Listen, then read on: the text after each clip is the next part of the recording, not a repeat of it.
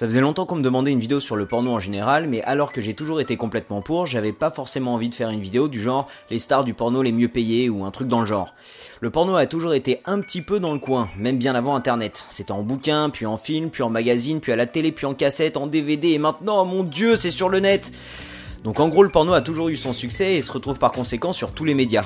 Ça m'étonnerait pas d'ailleurs que cette vidéo ait pas mal de vues étant donné le titre et la petite miniature aguicheuse que j'ai choisie. Tiens, laisse-moi revoir ça.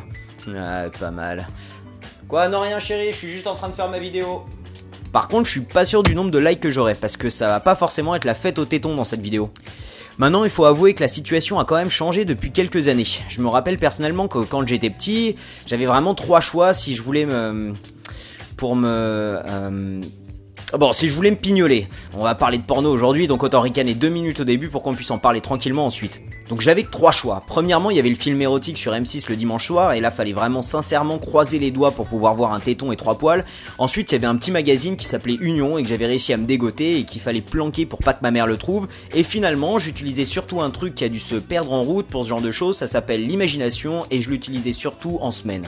Donc voilà, 3 choix et c'est tout. Mais depuis 10-15 ans, la situation a changé. Et ce qui a changé, c'est bien entendu Internet. 12% des sites sur Internet sont pornographiques, une recherche sur 4 sur tous les moteurs de recherche et 35% de tous les téléchargements sont pour des films ou des scènes porno. Vers 2006 est apparue une nouvelle vague de sites de cul qu'on a rapidement appelé Porn 2.0.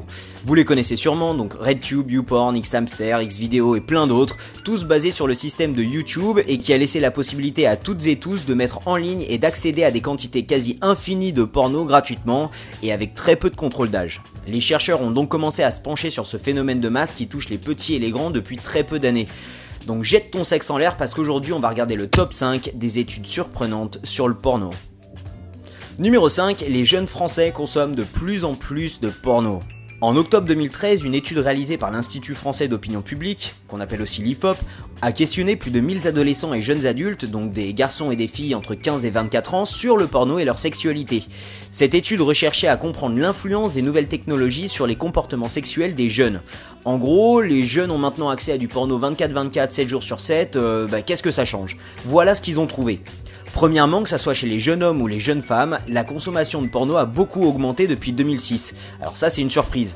En 2006, 42% des hommes de 18-19 ans et seulement 4% des femmes du même âge admettaient avoir regardé une scène porno en ligne.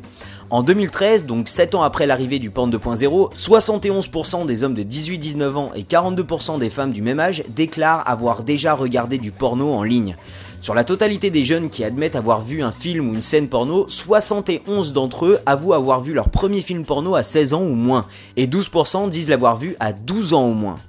Donc on peut voir une nette augmentation de la consommation de pornographie depuis 2006, mais aussi une première introduction au porno beaucoup plus tôt qu'il y a quelques années.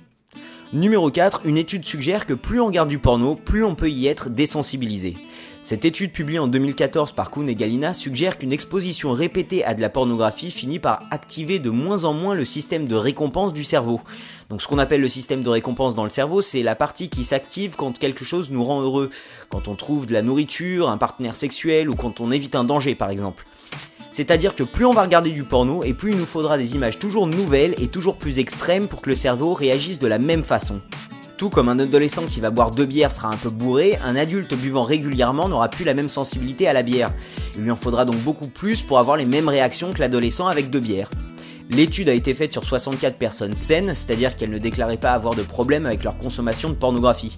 Mais ils ont découvert que ceux qui déclaraient regarder le plus de porno avaient la partie du cerveau responsable des récompenses plus petite que ceux des gens qui regardaient moins de porno. Regarder beaucoup de pornographie pourrait donc atrophier notre système de récompense dans notre cerveau. Donc ça ne reste qu'une théorie étant donné que pour prouver ça, il faudrait trouver des gens qui n'ont jamais été exposés à des images pornographiques avant, puis ensuite les exposer à ces images sur le cours de plusieurs années pour comparer. Et c'est ça tout le problème par rapport à toutes les études sur le porno, simplement il n'y a pas de groupe contrôle. Tout le monde est exposé à la pornographie. Donc pour l'instant, ça ne reste que le problème de l'œuf ou la poule. Est-ce que les personnes ont besoin de plus de porno pour être excitées parce qu'ils ont un plus petit système de récompense? Ou est-ce que c'est leur consommation de porno qui fait rétrécir leur système de récompense? Étant donné qu'on n'a pas de groupe test qui n'a jamais maté de porno, on n'a pas de réponse. À vous de vous faire votre propre idée. Numéro 3, le porno peut être addictif. Comme j'ai pu le mentionner avant, il est très difficile, voire impossible de trouver des gens qui n'ont absolument jamais été exposés à des images pornographiques avant. Par contre, ce qui est possible de trouver, c'est des gens qui reconnaissent avoir une dépendance au porno. Cette étude menée par le docteur Valerie Woon de l'université de Cambridge a regardé la différence de réaction dans le cerveau quand des sujets étaient exposés à de la pornographie. Les deux groupes testés étaient un groupe de personnes dépendantes au porno et un autre groupe de personnes se disant être des consommateurs occasionnels. Donc ce que je veux dire par personnes dépendantes au porno, c'est-à-dire des gens qui ont du mal à contrôler leurs pensées ou leur comportement vis-à-vis du porno. C'est-à-dire qu'ils regardent du porno au boulot par exemple, et sûrement chez eux aussi, mais en gros ça a un impact sur leur vie professionnelle et personnelle. Et c'est aussi généralement source de honte et de détresse. Les résultats montrent que même si le système de récompense des personnes qui se disent dépendantes au porno était atrophié, elle était bien plus active que les personnes entre guillemets saines quand ils regardaient ces images. Valerie Woon, qui est une autorité dans la question de dépendance, dit que ces réactions sont extrêmement similaires aux réactions trouvées chez des personnes dépendantes à des drogues, comme l'alcool par exemple. Les recherches ont aussi démontré que plus le sujet était jeune et plus le cerveau répondait fortement à ces images. Une autre chose qu'elle a constatée, même si ce n'était pas le sujet de l'expérience, c'est que toutes les personnes dépendantes au porno qui participaient à l'étude montraient aussi des troubles de l'érection. Des théories disent qu'une forte dépendance au porno peut causer des troubles de l'érection, mais la corrélation entre l'addiction au porno et les troubles de l'érection n'a pas pu être prouvée scientifiquement. Encore une fois, dû à l'absence de groupe contrôle. Numéro 2, les couples qui regardent du porno ensemble déclarent être plus heureux que ceux qui ne le font pas. Durant une autre étude de l'IFOP et de Cam4, 43% des Français de plus de 18 ans disent avoir déjà regardé un film porno en faisant l'amour, et 7% disent le faire souvent. Donc juste une petite parenthèse, cette même étude nous montre que dans les couples, les femmes sous-estiment toujours fortement la consommation de porno de leur partenaire. Donc tu vois Étienne, t'as pas à t'en faire, elle se doute de rien. Une autre étude de Bridges et Morokov montre plusieurs choses intéressantes. Premièrement, les hommes regardent plus de porno hardcore alors que les femmes regardent généralement plus de porno de mise en situation avec des angles un peu plus soft. Mais deuxièmement, quand ils regardent du porno en couple, ils regardent des scènes qui leur correspondent à tous les deux et en sont généralement beaucoup plus heureux. Numéro 1, les gens perçoivent le porno comme ayant un impact positif sur leur sexualité. Une étude de 2007 sur plus de 600 Danois et Danoises montre qu'ils perçoivent la pornographie hardcore comme ayant eu un impact positif sur leur sexualité.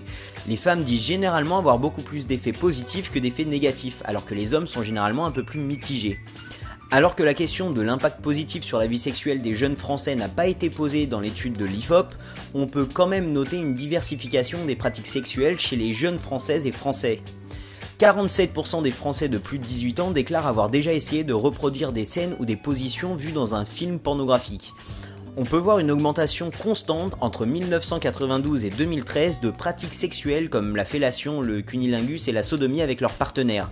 Pour pousser un peu la chose, 36% des Français, donc plus d'un jeune sur 3, dit avoir déjà pratiqué la bifle, ce qui est en gros un bon gros coup de bite en pleine tronche.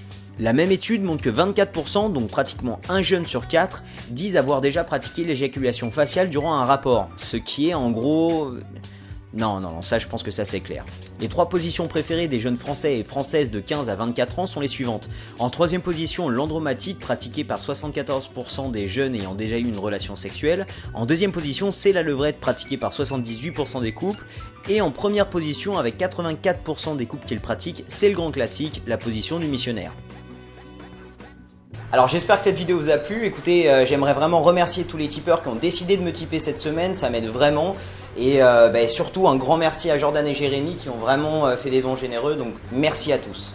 Alors j'aimerais aussi vous dire que j'ai pas oublié pour la nouvelle chaîne qui va sortir, ça va être une chaîne sur les perceptions, le cerveau, donc ça va inclure énormément de choses. J'ai pratiquement fini d'écrire ma première vidéo, je prends mon temps, j'ai envie de faire... des choses, ça va pas être des vidéos toutes les semaines comme sur le top 5, mais donc voilà, étant donné que j'ai énormément de travail, j'ai eu beaucoup de travail sur mon site de magie dernièrement et j'ai eu du travail aussi avec toutes les vidéos du top 5, il y a pas mal de choses qui se passent en ce moment, donc voilà, ça arrive, j'ai pas zappé. La semaine prochaine, ça va être Halloween, donc je vais pas forcément faire un truc sur des creepypasta et ce genre de trucs. Je pensais plus faire un truc qui me convenait mieux et ça va être un thème sur la folie. Donc voilà, c'est un sujet extrêmement intéressant et donc voilà. Donc la semaine prochaine, un thème sur la folie, je sais pas exactement le titre, vous allez le voir sur l'écran en ce moment. Et voilà, merci à tous et à la semaine prochaine. Salut!